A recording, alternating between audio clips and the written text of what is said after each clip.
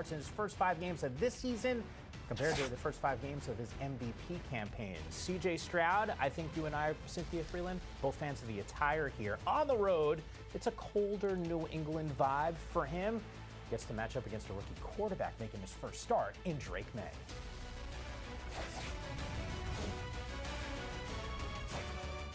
Time to double down on that Ravens squad. Derrick Henry, the king. Ravens leading the NFL over 200 rushing yards per game. Yes, it's Lamar Jackson, and yes, Derrick Henry will certainly help your cause. Looking forward to breaking down that matchup. With that, we welcome you to Game Day Preview. Mike Am and Cynthia Freeland with you. It is not often where we're both in makeup at the same time on a Sunday morning and get to watch a game that's going on. I mean, it's super lucky, and also we both have the same outfit as C.J. Stroud. We wore it in the 90s. He's wearing it now. Everything old is new again. It is wonderful. Yeah, when you can bring it for full circle, it's always a good thing. I make reference to the London game that we got to watch. It is still going on exclusively on NFL Network. It's been a heavy dose to the Bears. Caleb Williams going overseas and taking the offense with them. Keenan Allen in the back of the end zone. That's a heck of a grab in the celebration. I kind of like it. Listen, when you're in England, you must have a spot of tea. Afternoon, high tea. It is afternoon there. It works out. Trevor Lawrence and company, they've had some struggles, Cynthia, this season, coming off their first win, but that's a strike from Trevor Lawrence to Gabe Davis. First touchdown for Gabe Davis as a Jag after the first touchdown for Keenan Allen as a Chicago Bear, but then he had another one after that. Yeah, fourth quarter here, 21-10. Guess who? Keenan Allen, not the only Bear with 2 touchdowns. Allen's got 2. Cole Kmet also has 2 touchdowns. So that's a nice little grab there on the side, near the side. Not as good of a celebration, though. I mean, I'm going to need them to think of a second touchdown celebration. There's Big Ben. There's just so many, iconic things that they could try to reenact there. So, next time they're gonna probably have another touchdown here. So well, the way it's been going, 35-10 right now in this fourth quarter. Caleb Williams, 4 touchdowns, 1 interception. We'll keep you updated here on Game Day Preview as the game unfolds. But look, this is the dose of Jacksonville that we've had all season long. The Bears, though, we keep saying this on this show every single week. The arrow just keeps going like this. Yeah, and you know what? After a pretty underthrown interception by Caleb Williams, he followed that up with a couple of nice deep drives. So that is a really interesting point in his growth and trajectory, because first 3 weeks of the season, downfield passes were not going well. He was actually very low rated passer rating, completion percent, and that has completely turned around. But today, after a little bit of I think it was actually the Jags' first interception of the entire season by Andre Sisco, then he answered that with a nice deep drive after. Yeah, once again, the game going on currently exclusively on NFL Network. We will keep you updated here on Game Day Preview. But yes, there's a heavy slate of games in week number 6. Mostly actives here, which is important. Anthony Richardson, by the way, the emergency quarterback. So Flacco and Ellinger both aren't able to play. That's the only scenario where we would see Anthony Richardson, Brian Robinson inactive, more from a fantasy perspective on the rest of some of the inactives and actives and how to set your lineup. Still to come here on Game Day Preview. Now for a little bit of news. One of the best in the business, Mike Garafolo, one of our insiders here at NFL Network, joins us. Mike, Davante Adams, we keep having this conversation. When's the dude going to get traded? What's the latest? Well, we thought last week, Mike, would be the week for Davante Adams. But there are a couple of things that happen with the teams involved. We'll start with the Saints. This season's sort of going a little bit sideways now. You've got the injury to Derek Carr. They didn't win that game against the Chiefs.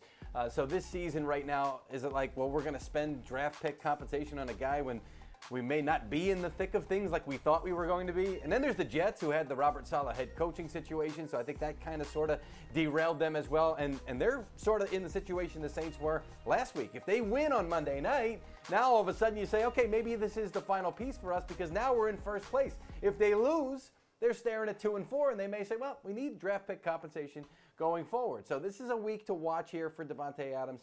I have had someone connected to the situation say it sort of feels like Jets or bust right now. There are other teams that could potentially be involved, but if he's going to go somewhere, it seems like it's going to be the Jets. But draft pick compensation still an issue. Financial compensation an issue as well. The Raiders do not want to eat some of the salary before trading him away. Perhaps that changes, but as of right now, that has been their stance, and a hard stance at that. You know, Mike, we talk about this week being week to week. I think based off of what you just said in terms of the timing of this deal, it speaks volumes. Meanwhile, Derek Carr, we know that he is out. We get Spencer Rattler. He's not the only rookie quarterback making his first start, Drake Maye. Let's start with Spencer here. I was a little surprised by the news. Give me some context on why it's Spencer and not Jake Haener. he played well in the preseason, Rattler did. That's number one, and I know that some folks inside that locker room were excited. He brings a certain energy to him. He's also got the ability to scramble and extend plays. You don't think of him as primarily a runner, but he can move around, and you've got an offensive line right now that's banged up, so you may need your quarterback to move a little bit more, and he brings a little bit more of that than Haener. So that's why the Saints turning to Spencer Rattler in this situation. We'll see how well he does. Meanwhile, Drake Maye for the Patriots will make it 5 rookie starting quarterbacks this season so far in the NFL. I know they're extremely excited about what he has done in practice. He's been getting 25 to 30% of the reps with the first team because they wanted to bring him along.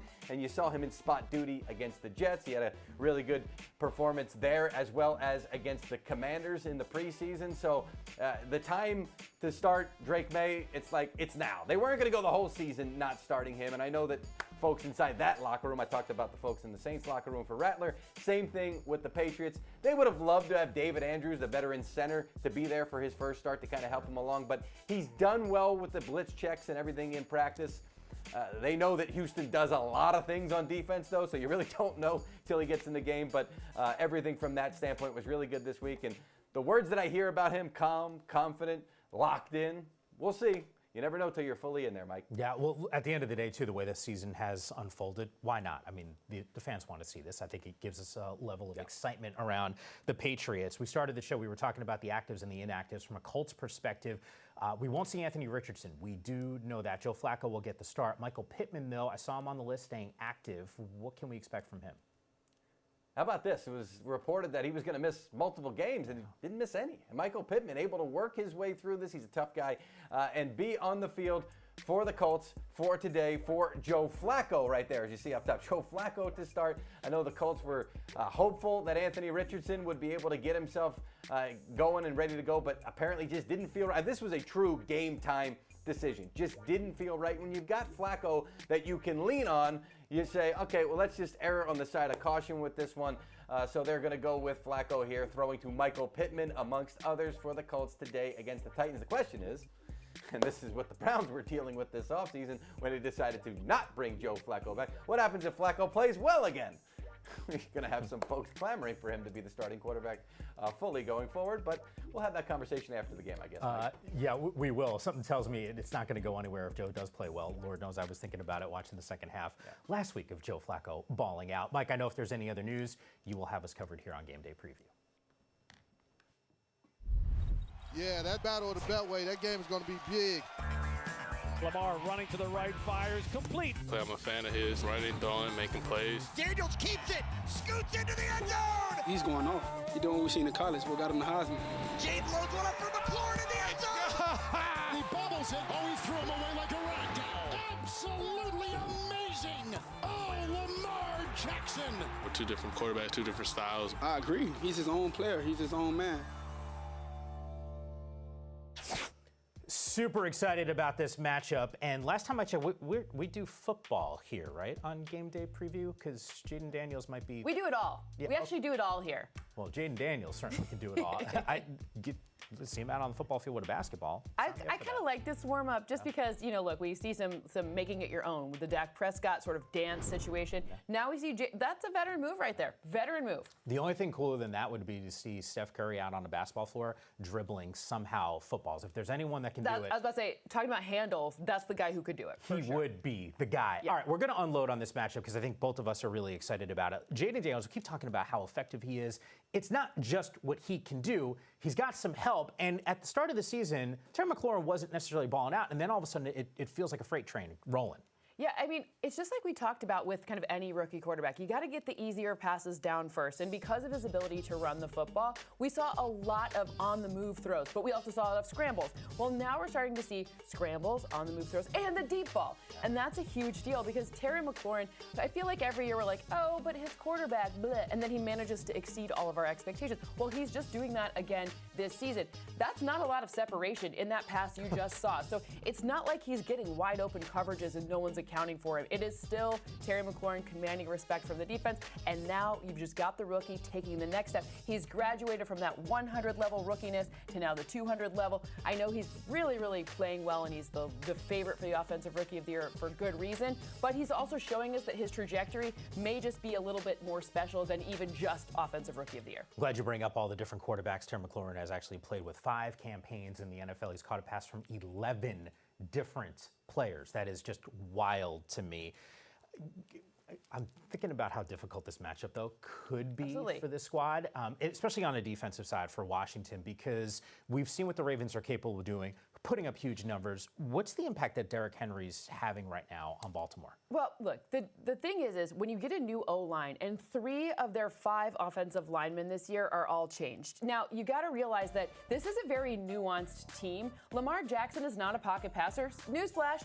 And the ability to now have a really deceptive run game. Is it Derrick Henry? Is it Lamar Jackson himself? What's going on here? I mean, we've even seen other people get into the mix. Point being, to kind of overcome the amount of time that it's going to take to change your O-line and adapt to that change, Derrick Henry not just has been the stopgap, but this is actually where he's been thriving. People are giving him lighter boxes. I don't know why. People are allowing him to be tackled after the line of scrimmage. That seems dumb to me. But whatever, like it doesn't matter. They're being able to exploit the opportunities given to them because of we don't know what's going to happen, who's the runner in this actual formation. Yeah, Derrick Henry, once again, there's some games where you sit there and go, how much of an impact is he going to have? And it's at times huge on this team's offense. We'll talk more about the Commanders and Ravens here on Game Day Preview a little bit later. We got some game picks on that matchup. I know there's a team that's very close to your heart in the Detroit Lions. Idle a week ago, they match up against the Dallas Cowboys. What do we got? Did you know that in the Dak Prescott era, there's 3 teams that he's always beaten in the Lions 5 times. He's beaten them 5 times. Not today, buddy. Not today. Why? Okay. Well, Sam Laporta is back and in action. Last time they kind of held Sam Laporta in check, but now we have Frank Ragnow back. That is good news for the middle of that O-line. You have this run game that's been exceptional. But now, what is the Jenga piece that we haven't had in the first few games of the season? What is the wrinkle and fold that now that you're missing pieces on that defense, you can try to exploit? Because we know that the corners, there's still some help there, right? There's a Diggs, there's a possibly, we know he's on the injury report, but Amon-Ra St. Brown's going to be a threat. We've seen Jameson Williams. Sam Laporta, I believe this is the game where he kind of exploits the fact that there are missing pieces on this defense, and this is not a Dan Quinn defense anymore. It is a Mike Zimmer defense. And Detroit, Zimmer, there was some, Vikings background there. This is an opportunity for Laporta to really get going. I'm going to make a request to our production team. Anytime we talk about the Lions moving forward, I want to only see the video from the matchup against Seattle, because those uniforms, people are probably tired of me saying it. The helmets are spectacular, and the unis were absolutely terrific. I thought you were going to talk about the offensive lineman. No. We need to avenge that offensive lineman calling eligible. Oh, my goodness.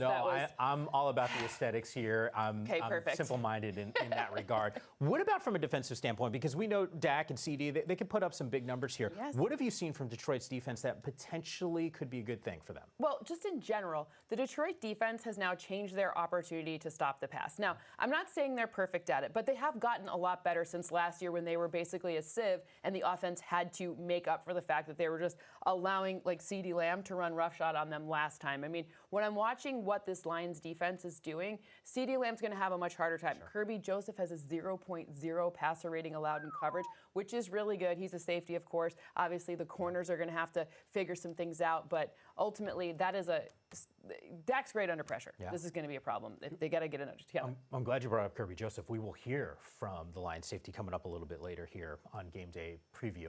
I know we're all excited for a matchup, but we're also excited to see some guys make their first start. Time for Rookie Watch. It's presented by New Era. Yes, Drake Maye getting an opportunity, taking over for Jacoby Brissett. Here's the good news. You're at home. Maybe there's some comfort there. The bad news is you get a defense that is filled with absolute monsters. I'd make an argument it's always a little nerve-wracking when you have to make a change at quarterback. To do it against this Texans team, oh my Lord. Welcome to the NFL. Number one pressure rate when only bringing 4. So they don't even need to blitz to get at you. Here's the thing.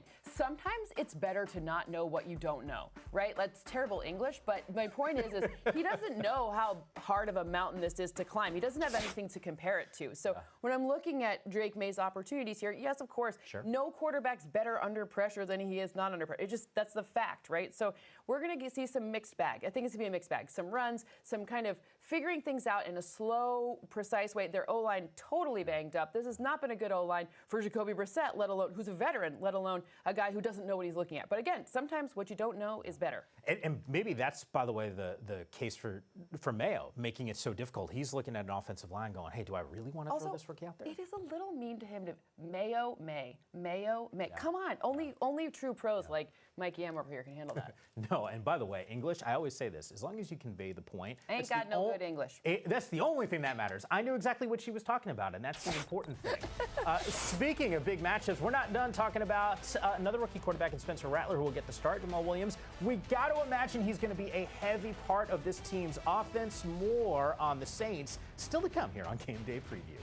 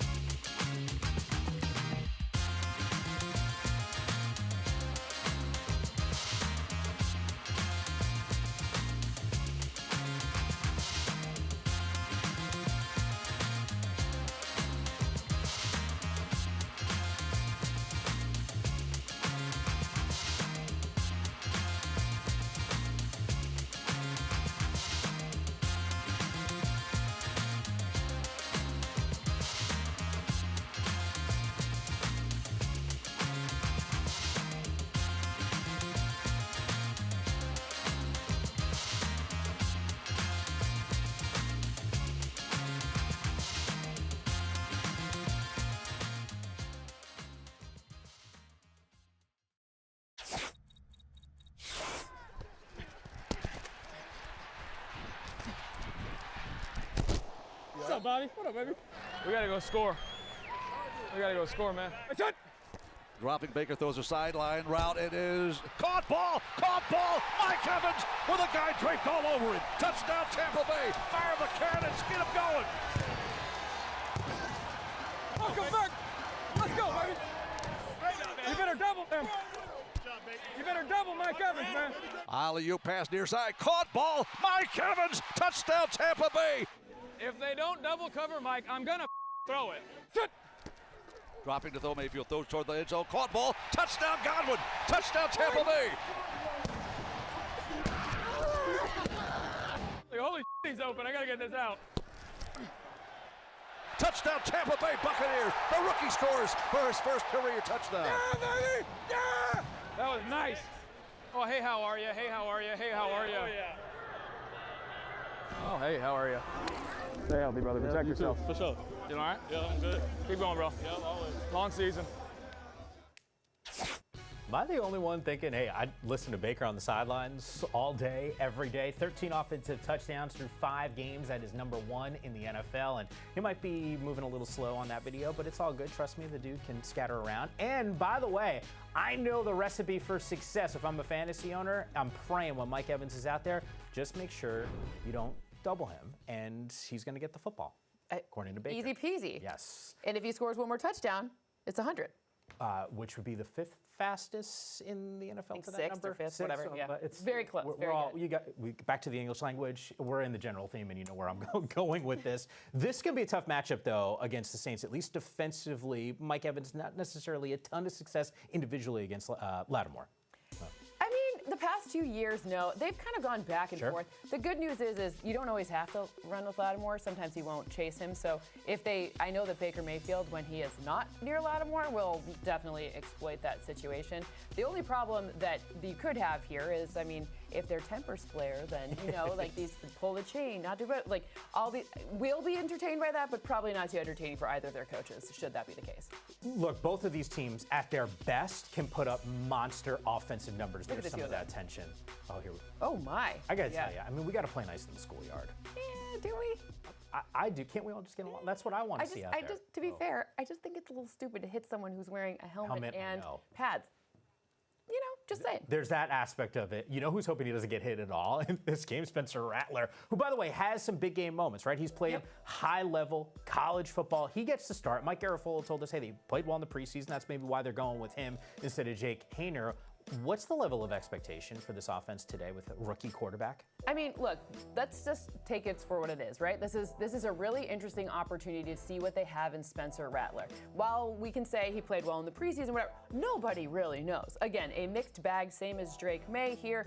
I think this one will rely a lot more. You know, Alvin Kamara will help. This is a banged up O-line as well, and this is kind of a newly banged up O-line, right? This isn't an O-line that has been banged up all season long like the Patriots, so they see kind of how it might work with all the different configurations. This one is like they're out for this game. So I think they're trying to figure out who they have in this quarterback. I think they're giving him this opportunity. This is not a fun defense to do it but I think that, again, maybe it's great. What you don't know is good for you. Yeah, this game is heavy for a lot of reasons, especially on one sideline in particular, though both sidelines certainly know about this. Families right now affected by Hurricanes Milton and Helene urgently need a lot of help. We saw on social media that Tampa Bay was going out, the Buccaneers to New Orleans a little bit early because of the hurricane. You can help the American Red Cross. You can see some of that information there. Shelter and meals. Donate today, redcross.org/NFL.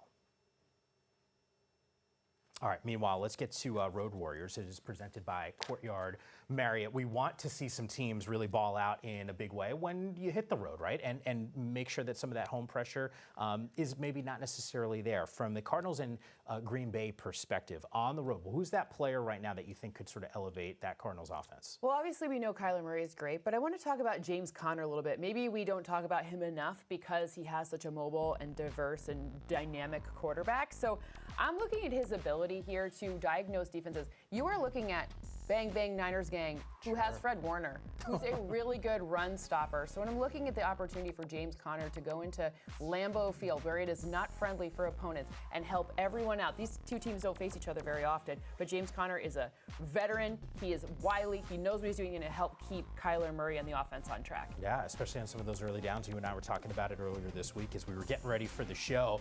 You can run effectively with James Conner early on in some early downs. You get an opportunity maybe for some explosives, which Green Bay doesn't give necessarily a ton of. Bengals and Giants. You would have told me that the G-men would have won last week. I would have been a little surprised here. Cincinnati is desperate, though, for a win. Defensively, these guys just got to step up. Well, first of all, you're supposed to say something cheesy like any given Sunday. Yes. But when I'm looking at who needs to step up here, especially from the Bengals side of things, it's the Bengals defense that we have questions about. Sure. I think we all kind of are a consensus that the Bengals offense has been playing lights out. But let's look at Trey Hendrickson, who's just like a force to be reckoned with. He has the highest percentage share on his team or on any team of pressures. He is clobbering opposing offensive players. And I say players because it's not just quarterbacks he's helping in the run game. He's really like dynamic and showing how helpful he is in all phases. It would be nice if they could have a whole defensive front of all of these types of things if you are a Bengals fan. Sure. But Trey Hendrickson, like unsung hero award here on a defense that's getting questioned. Like, oh, it's the defense. And it is the defense that's a problem, but it is not Trey Hendrickson. Look, I mean, this team has given up 29 points per game. You're not going to win a whole lot of games this way. Very And Joe Burrow has been balling out this season. I mean, he has been absolutely stellar. And yet we're still talking about a team that's 1-4. My mind is blown. We do this on Power Rankings every single Tuesday. I can't believe we got this team in the 20s right now. They are not a team that deserves to be ranked that low in the NFL. But the reality is you got to win some football games. You are what your record says you are. That's what More Ed Holmes puns. tells Let's me. go. That's what he tells me as we break down. So I'm like, Eric, we can't have him this low. And he's like, hey, it's what the record is. Jordan Love, something tells me he's got an opportunity to score some tugs today. Who scores in a big Week 6 slate? The answer's coming up next.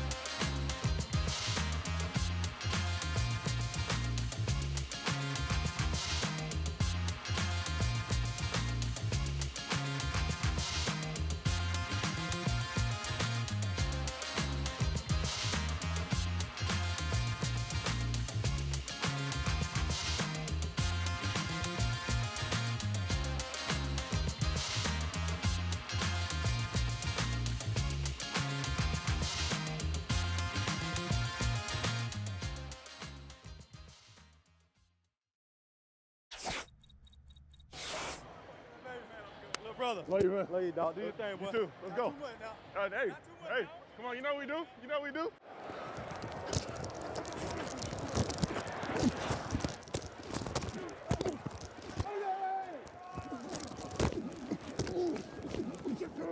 If we don't have anything, we gotta go slow those jokers down right now. All right. Especially 90. He's hunting. Yeah, he's hunting. All right. Puts Pitts in motion to the left. Here's Kirk looking back. Now he'll bail to the left. Gonna throw. Caught! Touchdown! Atlanta leads.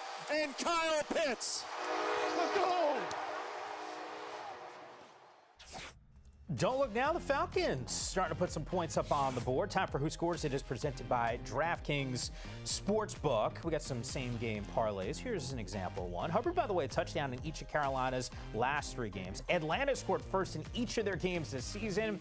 Captain Kirk, 4 touchdowns last week against the Bucs. So just throwing that out there. That's an opportunity for him to ball out. In this game in particular, Cynthia, who do you like to find the end zone? Well, I'm looking at this game, and I can't remember who I told you, but I think Drake London is a really good pick here. Well, here's how good the memory is. It doesn't matter if it's good or not. Your intuition was correct. No, the Drake London situation is really great against the Panthers.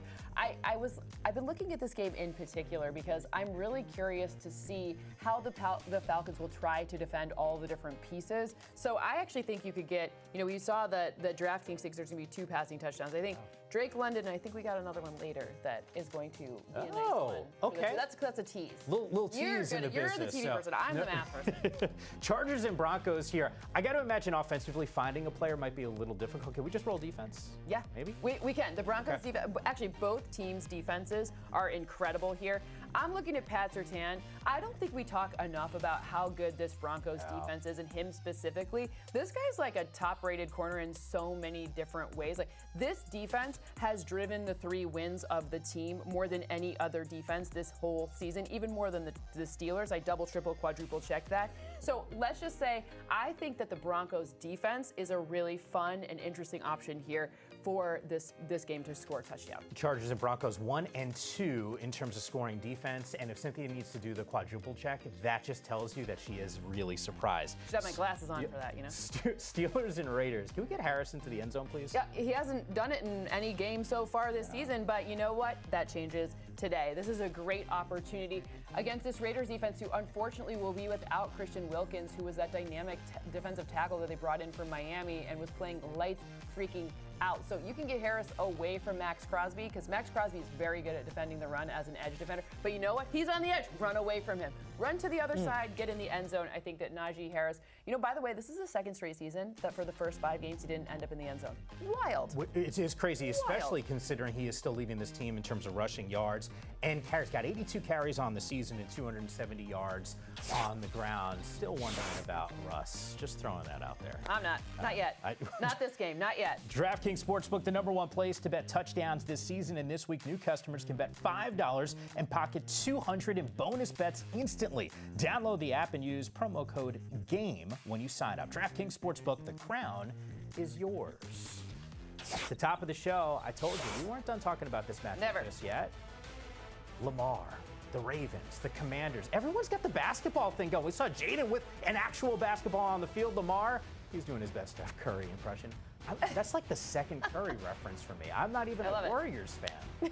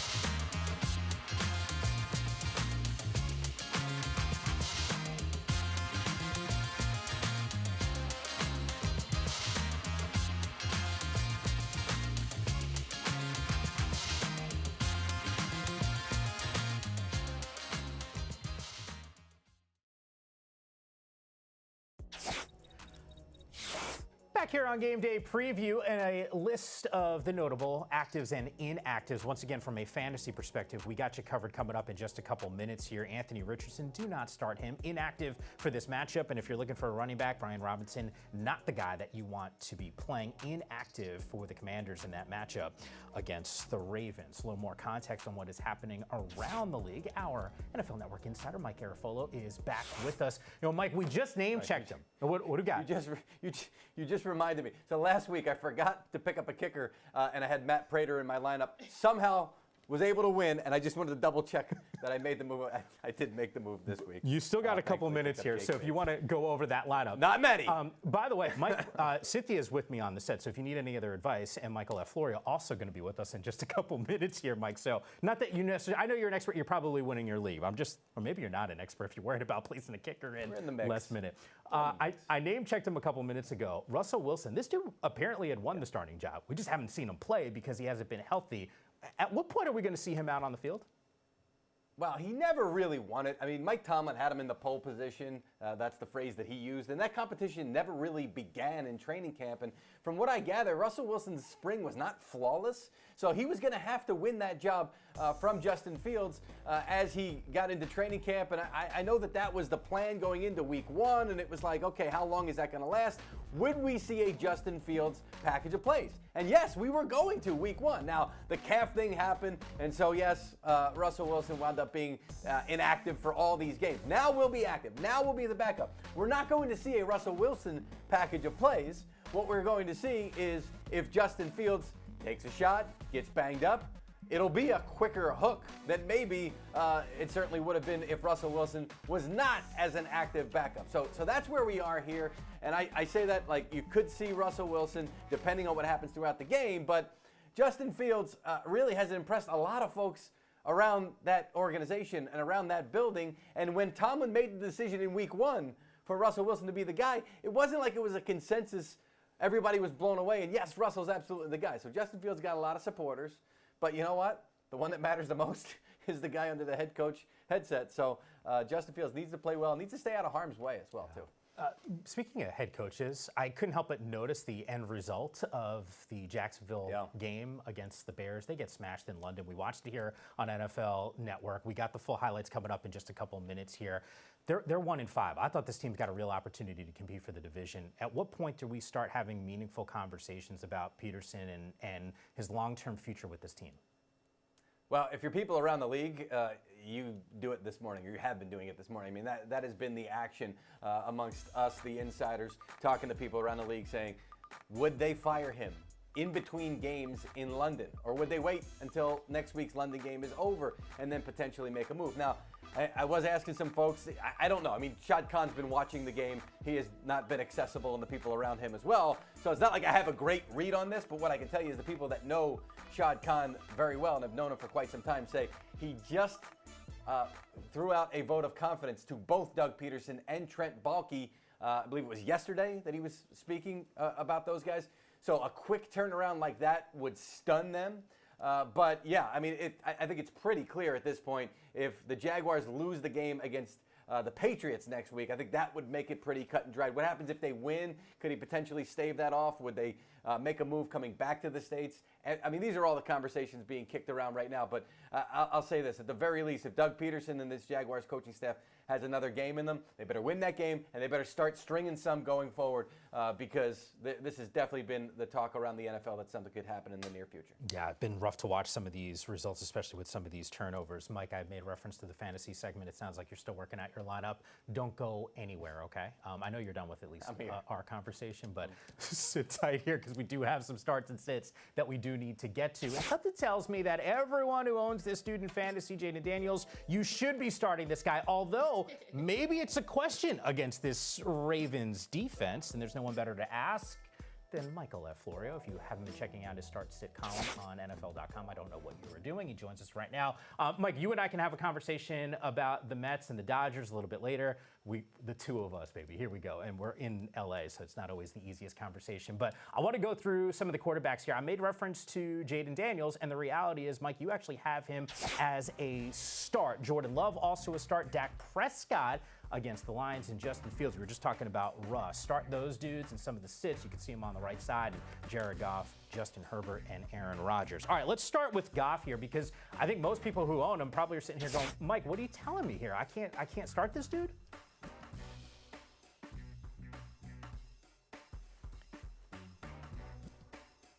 Well, it sounds like we're having at least some audio issues here. And if there's one person that I know would feel comfortable starting Jared Goff, it's my Lions fan sitting next to me in Cynthia Freeland. Yeah, so, I mean, my argument for starting Jared Goff still is, number one, the O-line. Frank Ragnow, he's back. The center of that O-line is going to help out. And also, they're missing pieces. Who's going to rush the passer as well as we thought that the Cowboys could? I would imagine that Michael F. Florio would say not to start Jared Goff because the run game for the Lions is so strong. So my guess is that his reason for sitting him is just a game script one where he's saying there's not as many. I don't know. That was my guess. Am I right? Yeah. You are right. It's twofold. It's the fact that the Lions are so good at running the ball and the fact that the Cowboys have really struggled against the run, especially with their banged up defense. And that has kind of led to quarterbacks not having huge games against them. Only one is top 250 yards. Two have thrown multiple passing touchdowns in 5 games. And then Jared Goff, I know he went off against Seattle, but that's the only game this year he's top 15. In the article, I say not a must sit, but on all my Goff teams, I have another quarterback, and I tend to like that other quarterback a little bit more this week. Okay, Mike, here's the other thing that I just realized because I said you were a Mets fan. The people in the control room did not want to hear from you at the start of this segment. That's exactly what happened. Too many Dodgers fans on that side. Let's shift our attention to the running backs. Made reference to Brian Robinson and the fact that, right now, like this dude, you're not going to be playing him, and he's actually not on the list because he is inactive. But here's a list of some of the other players that you're considering sitting. Madison, Zamir White. And as for the starts, Josh Jacobs, Tony Pollard, Najee Harris, who I think Cynthia feels confident is going to be able to find his way into the end zone, and Chase Brown. Who's that player that you are focusing in on, Mike? I like Tony Pollard a lot this week. 64% of the snaps he has played so far this season, and he is averaging 19 opportunities per game. That has led to him topping 15 fantasy points in 3 of his 4 games. Plus, fantastic matchup. The Colts are top 5 in rushing and receiving yards allowed to running backs, top 10 in fantasy points allowed to the position. And running back is so banged up now. Half of the running backs I had to sit are just straight up out this week. So if you have Tony Pollard, he is healthy, go and get him into your starting lineup this week. Remember when we used to call him Pony Tollard last year on Fantasy Live? Pony Tollard must start this week. I absolutely agree. You talked about how many banged up running backs there are. You know what? Your Giants. I know. But you know what? Tyrone Tracy. You know how well he played last week? 129 yards, very few actual touches for that. So I think you could absolutely use him as, am I going to say he's going to do as well as Pony Tollard? Never. No. But I do think that he is a really admirable start here, especially against a Bengals defense that has really struggled against runs, especially runs inside the tackles. And I know the Giants know that, and I know that Brian Daboll will find a way to get him some opportunities in space. Yeah, also a Cincinnati team that's giving up a ton of points. Made reference to it a little bit earlier. Almost 30 points per game is what they are giving up. Meanwhile, let's take a look at the wide receivers here. Mike, some of your starts and your sits. Garrett Wilson, hello, against Buffalo. That one sort of stood out to me on the sit side, and then it's a bunch of studs out on the starts. Amari Cooper circling his name on the road against the Eagles. Why are you loving him up? Look, I know it's been extremely boom or bust for Amari Cooper this year, but he still is third, at least coming into week 6, was third in the NFL in targets and first in air yards. So the volume is elite for him, and it is a good matchup. The Eagles, they've allowed the 4th most fantasy points per game and the 5th most yards per game to wide receivers. They struggle against the deep ball, and I think the Browns will be in catch-up mode, so they'll have to throw. I get it. I know it's been frustrating, but I think because of the usage and the matchup, you want to at least take the upside swing this week in this one. I'm with you on Cooper, but I'm also going to add to this that you might want to consider David Njoku. Remember, he's back and healthy. This is an offense that's the worst on 3rd down, and Njoku runs those shorter routes. And by the way, the linebackers, that has been not a source of strength for the Eagles. They've missed the most tackles. David Njoku forces such things, so I love him. And then as a wide receiver pivot, here's what I teased at the beginning of the show. Darnell Mooney. Don't forget him in your lineup. He and Kirk Cousins have a great rapport. They get along very well in terms of how many targets and how much share he gets of this offense. So in your situation against the Panthers, they might not be throwing a ton, but I do think it's a good pivot if you are if you need a wide receiver. Yeah. Broadcast 101, they tell you to pay off your teases. Cynthia just did that for us. I also told you, so am I supposed to do that? I don't know.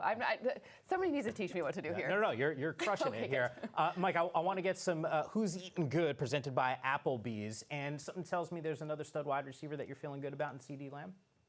Yeah, CeeDee Lamb, I think, is going to absolutely eat this week. Largely, one, because he is amazing, and two, because of the matchup. The Lions have allowed the second most fantasy points per game to wide receivers, but they are absolutely elite at stopping the run, and we know they will put up plenty of points on their own. So that should lead to the Cowboys, who already are in the top 5 in pass percentage, having to throw even more. Dak could throw 40, 50 times. I think we get the biggest game of CeeDee Lamb's season so far today. And obviously you're starting him, but I expect a huge output from the Cowboys wide receiver 1. I didn't listen to anything you just said, but I'm going to talk about your team, and I'm going to talk about James Cook, who has appeared on the injury report. This is my Trojan horse to pick the runner against whoever's running in that matchup. So either James Cook, or you could actually pick up Ray Davis here. Why? I think that when you look at where the opportunity against this Jets defense is, it's about keeping Josh Allen out of harm's way. We know that this is the team that runs the 5th most often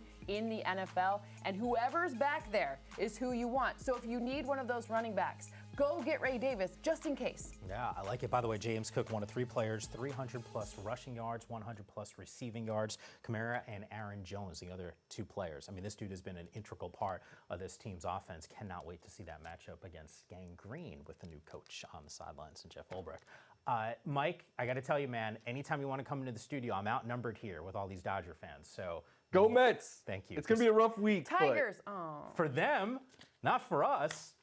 Mike, come on, man.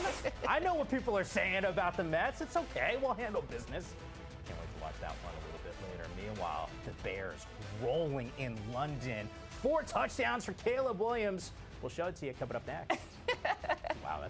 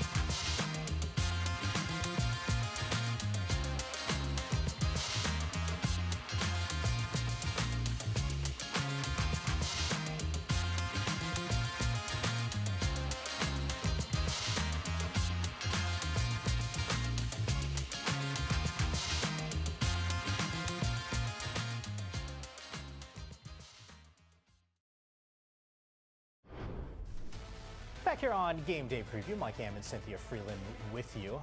Joked about it at the top of the show. When we're in makeup and we get an opportunity to watch some live football, we will take that. Caleb Williams, how about District Keenan Allen? I mean, that's his first touchdown. And look at this celebration. A spot of tea, anyone? I will take it. Keenan Allen had himself a game. 5 catches, 41 yards, 2 touchdowns, which means we get a second one around the corner. Meanwhile, this is a Jags offense that's really struggled, but throws like that, that's a strike there. That's a great throw to Gabe Davis. That is also his first touchdown as a Jag. So, you know, some history here. Trevor Lawrence, 23 of 35, passing 234 yards, 2 touchdowns, had an interception. Oh, there goes that man again. I mean, Keenan, we didn't even have the second celebration ready, so we're just doing a normal celebration there. Might have just been game planning one, but he did. You always have to be safe. You gotta be better ready. Safe than sorry. Trevor Lawrence had made reference to the interception here. This one costly in the fourth quarter, trying to get something going offensively, down 28-10, and you can see this has been a major theme for him this season. You know, the funny part is in England, sacked means fired. So you're getting sacked as the quarterback, but is the coach going to get sacked? Oh boy! You missed that opportunity with Mike G. You can I use that did. next time. I know. I didn't know what the lingo was. DeAndre Swift, 91 rushing yards for him on 17 carries. He got that touchdown, and it's Caleb and Trevor Lawrence with some greetings post game. 35-16. Your final score. I know we had speculated, we had Mike Garafolo on saying, hey, there's conversations about Doug Peterson long-term health. You're not necessarily thinking about that. You think they're good, especially with another game overseas. I think he doesn't get sacked this week. I think listen, it's a short leash. I don't think this is a type of season that Shad Khan was hoping for. He said at the beginning of the season he had a lot of faith that this was a very good team. This is not the record of a very good team. Well, I made reference to it, and so did you. Great usage of sack after you defined it for me overseas. We will get another opportunity to see Jacksonville try to score a win where they are now 1-5 on the season. They can get it done against a Patriots team. You got to imagine Drake Maye is able to stay healthy today, making his first start. This is an opportunity for Jacksonville. Wembley Stadium, we got you covered. October 20th, 9:30 Eastern, only on NFL Network and NFL Plus. Subscription required for NFL Plus. Meanwhile, I've actually been checking out this podcast a whole lot. It's been really entertaining. Our guy Cam Jordan, Off the Edge Pod, continues to get some of his buddies to pop on. The show this week, it was Lions safety Kirby Joseph, who's actually thinking Lions, they are a Super Bowl or bust team. He's had some good moments. If you don't make it to the Super Bowl, would you be like, what more could you do? What more could you ask for? Yeah, definitely. We don't make it to the Super Bowl. Like, I feel like we fail because that's the highest you can go. There's nothing beyond that. You don't put in the blood and sweat and tears all through OTAs, all through training camp just to make it to NFC Championship. You know what I'm saying? Right. Like, you put all that work in to make it to the Super Bowl and win the Super Bowl. Not just play in it, but win it. You can check out that full interview with Cam and Joseph wherever you get your podcast. By the way, I teeing up that sound and I was saying, hey, Lions Super Bowl or bust. Cynthia, who is a Lions fan, just went like this. You don't like that pressure? No. Let's just keep it nice and let's have fun, right? No pressure. But when you talk about Kirby Joseph, I mean, this man has allowed as many receptions, not touchdowns, receptions, as he has interceptions, just 3. He has a 0.0 passer rating allowed in coverage. I don't usually get to say anything like this about any sort of secondary for the Lions. So the additions that they made, the opportunities this offseason to just improve in this area that was not a source of strength last year whatsoever. I mean, obviously the draft, but Terrion Arnold, he's great. He's had a few rookie moments where he's gotten some DPIs that you wish you could clean up, but you have him, you have Carlton Davis, you have this presence of a veteran and a rookie, and you got guys like Kirby Joseph that have been there for a while. This team's getting healthier. Let's just say, let's just do one thing at a time. Focus on making the playoffs. Let's just go with that and let the Super Bowls come if they can. Dear God, your lips to, whoever's in charge's ears, whatever. Well, this is going to be a tough matchup on the road against the Cowboys team that obviously has had some really good moments on the road, trying to rectify some of those issues at home, though. Listen, the only issue that any Lions fan is thinking about in this matchup is the fact that last time that whole, is the lineman eligible, is he not? That whole thing was a MESS. So I think we clean it up in terms of what we see from the play styles in this one. And then the Lions, 3 teams that Dak Prescott, 3. The Steelers, the Bengals, and the Lions 5 times. Dak Prescott, he doesn't lose to the Lions. No.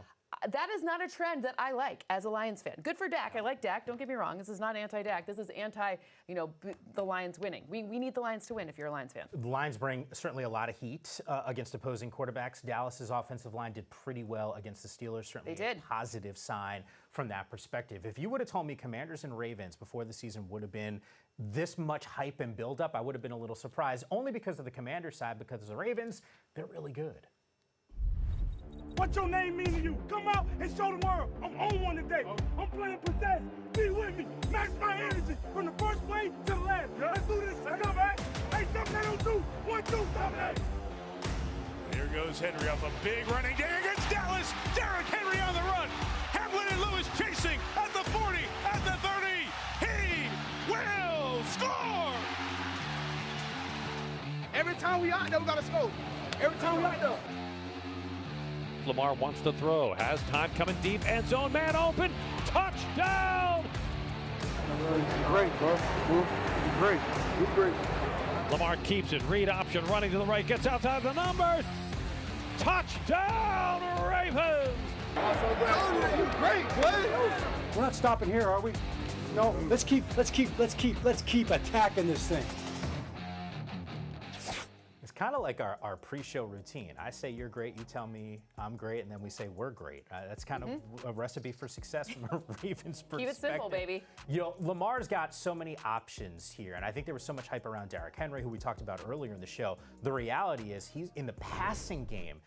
It's not just the Zay Flowers who you just saw. I mean, even the usage of tight ends has been pretty spectacular. Well, the usage of tight ends who aren't even the subject of the pass are a really spectacular part of this offense. Those 3 tight end sets are becoming, 2 and 3 tight end sets. So the alignment ahead of the snap, what you put out on the field, you're confusing defenses with that, especially with this run game. So those heavier formations have been really successful. Last week, we really saw it come together with Zay Flowers, fellow Boston College alum.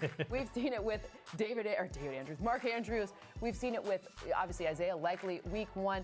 Ultimately, what you're seeing in all these different formations is they don't have one. Like Charlie Kolar caught a touchdown, for goodness sake. So the long story short on this one is that they're improving in the pass game, and they're making it more multiple and diverse. And again, that is the way that you win football games. I had an opportunity to be down in Baltimore in the offseason for training camp, and there was so much hype around this team that was knocking on the door from getting to a Super Bowl. And for as much as we talk about Lamar, who had an MVP season, this defense ruled last year. I mean, statistically speaking, it could almost felt like it could only go in the wrong direction this year because they were so dominant. Unfortunately, that's exactly what's happened this season. It's very hard when you lose fundamental pieces that we call the spine of the defense, right? Like your safeties. When they change, that's hard. You're up front, anything up front. So think of that T, right? Like the spine of your defense and like the T across the defensive line. Anytime that changes, things are going to be a little wonky for a while. So this is, to me, them adapting. Zach Orr now calling plays. Mike McDonald, of course, he's in Seattle. So a lot of things have changed here. They've got a safety that's now in Cincinnati. Like all of these things are a little bit different, and they make it just makes a big difference having those, again, the spine of the defense be dramatically different. Browns and Eagles is one of those other games where I just start wondering, because Washington, we just talked about the Ravens matchup. Washington's sitting first in that division. I sort of surprised here. I would have thought Philly would have been there. I thought they were the best team in the division. The reality is they have been really banged up, and even with some of the injuries on the offensive side, Saquon Barkley is probably better this season than what they thought he was going to be. I mean, clearly, if you just use payment as a metric for that, I certainly think he's exceeded his ROI already through 5 games. But when I'm looking at the opportunity to run on the Browns, usually you think Browns, I think defense. And when I think defense, I think of, mean Myles Garrett, which is still true. But I also think of them not really letting people run on them, which hasn't been the case. 5 yards per carry has been the average. This is not a normal Browns situation when you're running against this team. Now you've got Lane Johnson back. That ain't going to be good for any Browns defensive situation. Yeah, so I'm glad you bring that up. It's going to be good. Because that offensive line is on the short list of some of the best in the NFL, and the fact that Johnson wasn't healthy. A.J. Brown's only played in week 1. Devontae Smith was banged up. There's some problems there. They're back, baby. The Browns' offense been, at times, tough to watch. Meanwhile, we got your projections here, some of the earlier matchups. One that was a little bit tighter for your model to find a result for? Well, I mean, if you're looking at the Colts and the Titans, it's all about who's the starter. We now, it's not Anthony Richardson. We know we're going to get more Joe Flacco. That changes the situation. But the Titans, they're actually a really good. I was wrong about the Titans defense. I owe them an apology. L'Jarius Sneed did make a massive difference, so it's a huge deal. Just wonder from your model perspective. Yeah.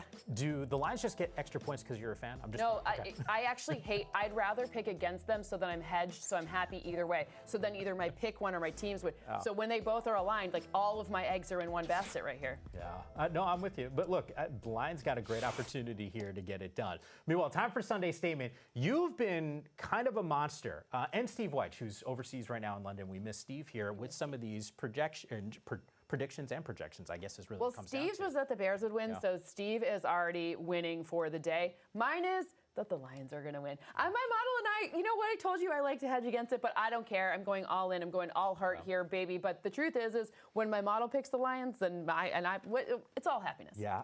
Look, 4 times since 2022, we have seen Jalen Hurts go for 300 passing yards and 3 touchdowns. I think he gets it done for all the reasons that Cynthia made reference to. Smith is there, A.J. Brown is there, and Johnson back on that offense. Don't forget Dallas Goedert. We'll throw in Goddard's name as well. You get a touchdown. You get a touchdown. It's going to feel like that in such a big-time way. Cynthia, absolute joy having you for the entire hour here on Game Day Preview. Game Center, it starts, as you see there, right now.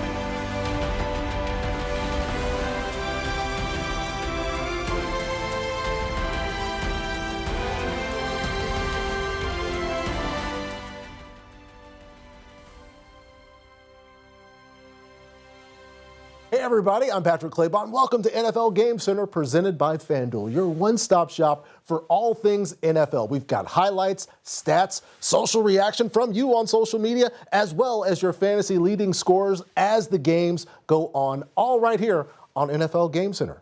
Enjoy it. Big stage. It's a big stage because we